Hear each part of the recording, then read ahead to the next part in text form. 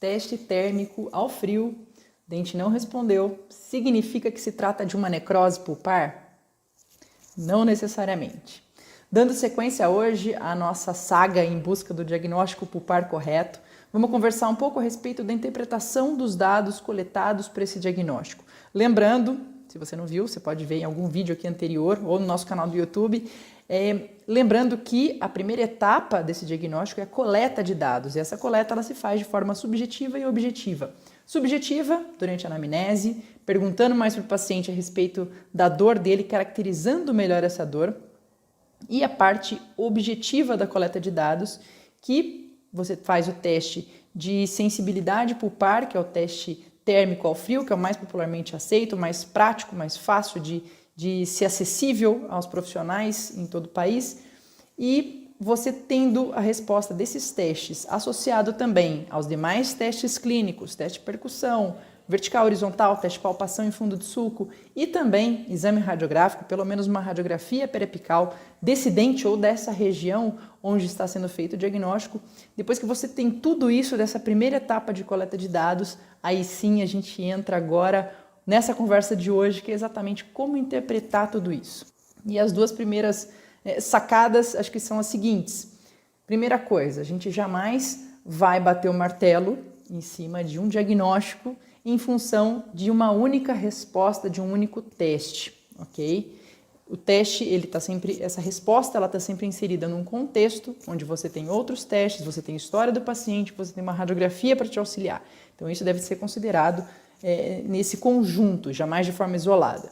E o segundo ponto é que quando a gente fala de diagnóstico pulpar, o clínico pode pensar logo num teste térmico ao frio, fala isso daqui é o determinante, isso daqui é o que vai me fazer realmente bater o martelo, e nem sempre.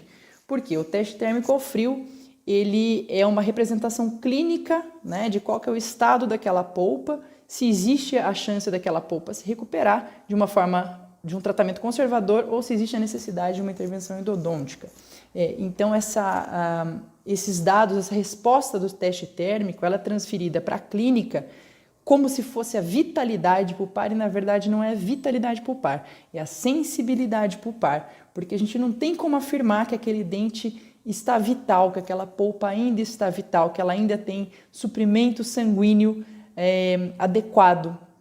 O que a gente tem com as respostas é simplesmente ainda algum sinal dado por fibras nervosas, por inervação ainda remanescente. Por isso que a gente tem que ter também uma cautela em cima dessas respostas que a gente obtém. A gente tem que ter todo um cuidado na interpretação clínica disso, ok?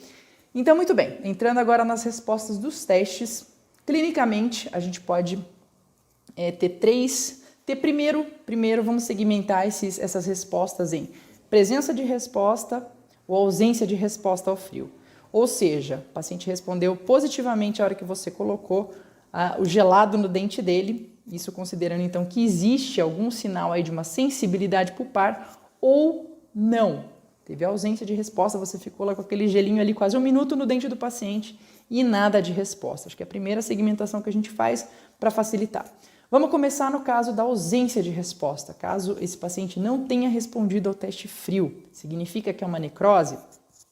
Não necessariamente. Nessa hora a gente vai fazer o quê? Olhar para os demais dados que a gente tem. Tem que haver uma congruência dessa ausência de resposta ao teste frio com os demais dados que você coletou objetivamente, subjetivamente e radiograficamente, ok?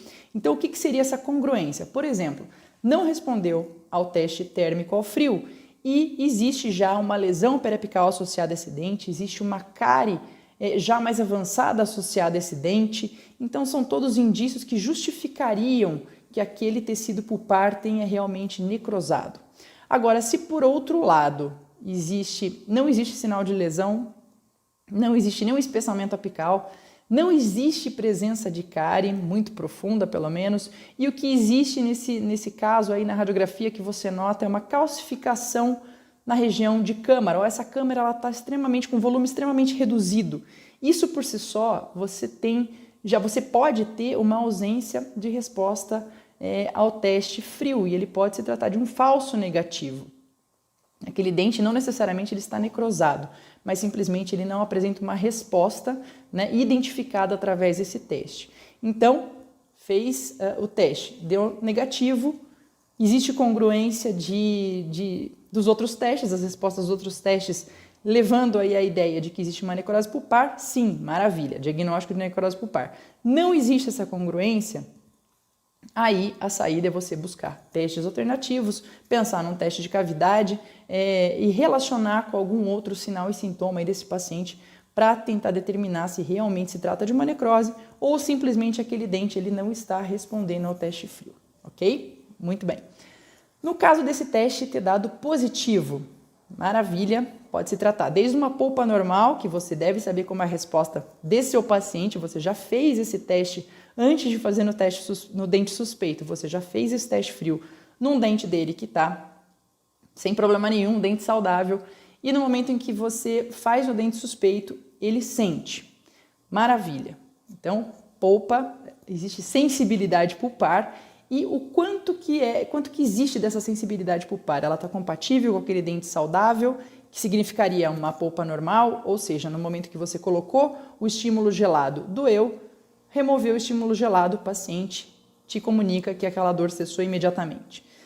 Existe uma outra possibilidade, você colocou aquele estímulo gelado, o paciente sentiu aquela dor e aquela dor demorou um tempo a mais. Isso é importante, então, você monitorar a intensidade da resposta e também o tempo que dura desde do estímulo ter sido colocado até essa dor cessar.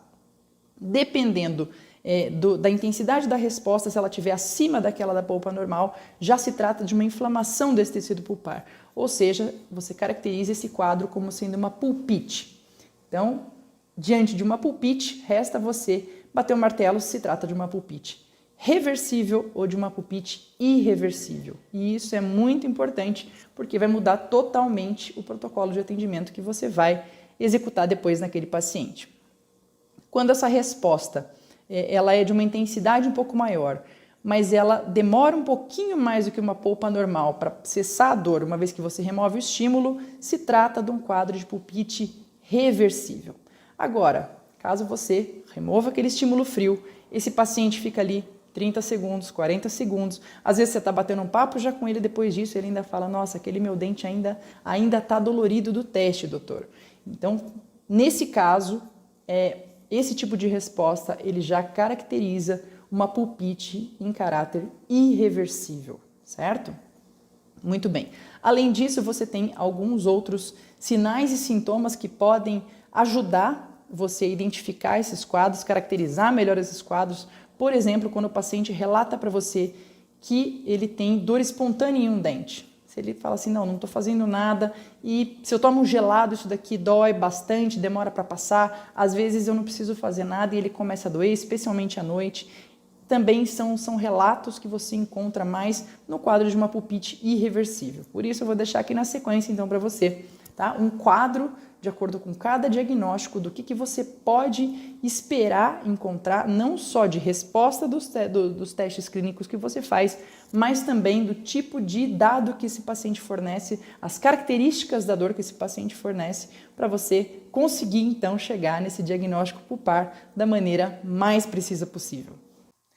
Duas últimas coisas. Uma delas, lembre-se que quando você está fazendo um diagnóstico pulpar em um dente com mais de uma raiz, com mais de um canal, diferentes raízes podem ter diagnósticos pulpares diferentes, eles podem estar em estágios, né, dessa infecção endodôntica, por exemplo, estágios diferentes. E isso pode, às vezes, confundir um pouquinho mais você e se tornar um desafio um pouco maior, mas tenha isso sempre em mente. E a segunda coisa é que fique à vontade para você dar uma pausa no vídeo aqui na sequência e dar um print aqui nesses quadros para você acessar depois de maneira mais prática, ter a mão aí no seu celular, ok?